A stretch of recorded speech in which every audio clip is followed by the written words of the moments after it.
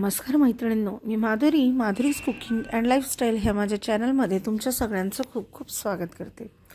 तर आज आपण मस्त झणझणीत अशी पुणेरी मिसळ कशी बनवायची त्याची रेसिपी बघणार आहोत। आता ही सर्व केलेली मिसळ बघून तुमच्या तोंडाला नक्कीच पाणी सुटलं असेल। चला तर मग आता वेळ न घालवता आपण रेसिपीला सुरुवात करूया। ह्यासाठी सर्वात आधी एका पॅन मध्ये सुकं खोबरं घ्यायचं आहे आणि ते सुकं खोबरं गॅसवर आपल्याला सोनेरी रंगावर येईपर्यंत भाजून घ्यायचं आहे। तुम्ही सुक्या खोबऱ्याऐवजी ओल्या नारळाचा वापर देखील करू शकता, पण सुकं खोबरं घातलं की मिसळीला छान तर्री मस्त येते आणि तेल सुटायला मदत होते। आता हे सुकं खोबरं तुम्ही बघू शकता मस्त लाल रंगावर येईपर्यंत छान खमंग भाजून घेतलेलं आहे। आता 2 कांदे घेतलेले आहेत, असे उभ्या आकारामध्ये चिरून ते थोड्याशा तेलामध्ये सोनेरी रंगावर येईपर्यंत भाजून घ्यायचे आहेत। तुम्ही बारीक देखील कट करून घेऊ शकता। ह्याच्यामध्ये लसूण आणि अद्रक घालून घेतलेला आहे। लसूण अद्रक देखील छान मस्त सोनेरी रंगावर येईपर्यंत परतून घ्यायचं आहे आणि नंतर आपल्याला छानपैकी याचं मस्त वाटण बनवून घ्यायचं आहे। तर ह्याला जोपर्यंत सोनेरी रंग येत नाही तोपर्यंत ह्याला असंच छान परतत राहायचं आहे आणि कांदा लसूण आणि अद्रक छान परतलं की ह्याच्यामध्ये एक छोटासा टोमॅटो घालून घ्यायचा आहे। टोमॅटो घालणं हे पूर्णपणे ऑप्शनल आहे। आता टोमॅटो देखील छान मऊसूत होईपर्यंत आपल्याला परतून घ्यायचं आहे। मिसळ प्रत्येक ठिकाणची वेगळी वेगळी असते। नाशिकची वेगळी, कोल्हापूरची वेगळी, पुण्याची वेगळी, पण त्यातल्या त्यात पुणेरी ही मिसळ हे देखील छान प्रसिद्ध आहे आणि आज आपण पुणेरी मिसळ अगदी झटपट कशी बनते ते बघणार आहोत। तर तुम्ही बघू शकता कांदा टोमॅटो लसूण अद्रक अगदी छान मस्त परतून झालेला आहे। ह्याला मिक्सरच्या जारमध्ये काढून घ्यायचं आहे आणि ह्याचं मस्त वाटण करून घ्यायचं आहे। आता याला मिक्सरमध्ये फिरून आपण याचं वाटण करून घेतलेलं आहे। ही आहे साधारणपणे 1 पाव मटकी। ह्याच्यामध्ये थोडीशी हळद घालायची आहे आणि चवीपुरतं थोडंसं मीठ घालायचं आहे। आवश्यकतेनुसार पाणी घालून याला कुकरमध्ये ह्याच्यात 2 शिट्ट्या करून घ्यायच्या आहेत। जोपर्यंत कुकरच्या शिट्ट्या होत आहेत तोपर्यंत कढईमध्ये तेल घालून घ्यायचं आहे।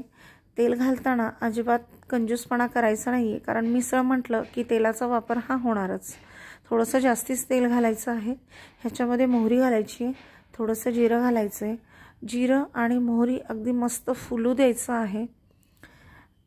गॅसची फ्लेम आपण मध्यमच ठेवलेली आहे आणि आता आपण जे खोबरं कांदा टोमॅटो लसूण अद्रकचं जे वाटण आहे किंवा जी ग्रेव्ही आहे ते ह्या तेलामध्ये घालून घेणार आहोत आणि याला मस्त जोपर्यंत तेल सुटत नाही तोपर्यंत आपण ही ग्रेव्ही अशी परतून घेणार आहोत।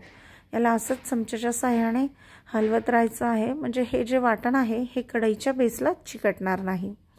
आता याच्यामध्ये थोडीशी हळद घातलेली आहे।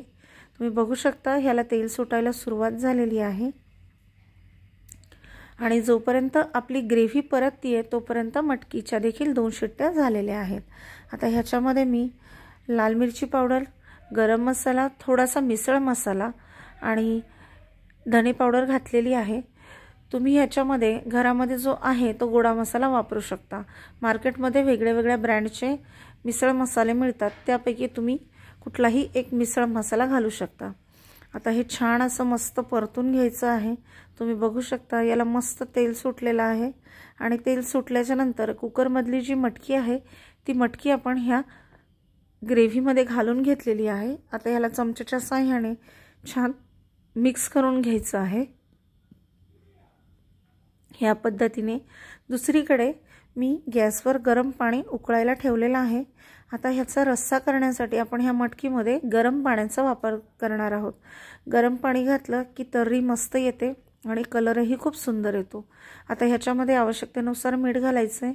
मीठ घालताना जरा जपून घालायचं आहे, कारण मटकी शिजताना देखील आपण कुकरमध्ये देखील मीठ घालून घेतलेलं आहे।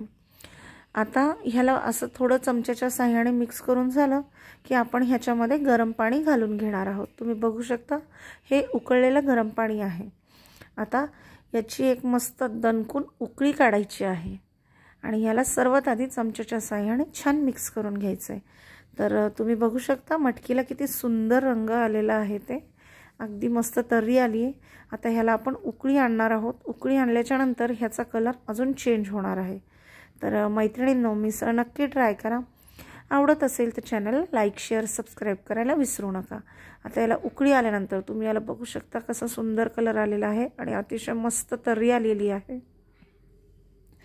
आणि रेसिपी नक्की ट्राय करा, बेल आयकॉनवर क्लिक करा आणि तुमच्या नातेवाईकांसोबत आणि तुमच्या फ्रेंड सर्कलसोबत शेअर करायला विसरू नका। आता ह्याच्यात थोडीशी बारीक चिरलेली कोथिंबीर घालायची आहे आणि ह्याला असं छानपैकी मिक्स करून घ्यायचं आहे। कांदा लिंबू आधीच कट करून ठेवायचं आहे। आता ही झालेली जी मिसळ आहे ती आपण मस्तपैकी सर्व करून घेणार आहोत। आता मिसळ तर बनवून तयार आहे। एका प्लेटमध्ये पाव, कांदा, लिंबू, बारीक चिरलेली कोथिंबीर ठेवली आहे। बाउलमध्ये मस्तपैकी मिसळ फरसाण घातलं आहे, त्याच्यावर थोडासा बारीक चिरलेला कांदा घालायचा आहे। सर्वात आधी जी मटकी आहे ती घालायची आहे आणि मग त्याच्यावर छान आपला जो रस्सा आहे तो टाकून घ्यायचा आहे आणि मग मिसळ अगदी ताव मारायसाठी तयार आहे। तर ह्या पद्धतीने ही मिसळ मस्त सर्व करून घ्यायची आहे। वरून परत थोडंसं फरसाण घालायचं आहे, थोडासा बारीक चिरलेला कांदा घालायचा आहे, बारीक चिरलेली कोथिंबीर घालून घ्यायची आहे आणि आता मस्त मिसळ ट्राय करायची आहे। चला तर मग आता मिसळ ट्राय करूया आणि भेटूया माझ्या पुढच्या रेसिपीमध्ये। तोपर्यंत तुम्हा सगळ्यांना खूप खूप खूप धन्यवाद।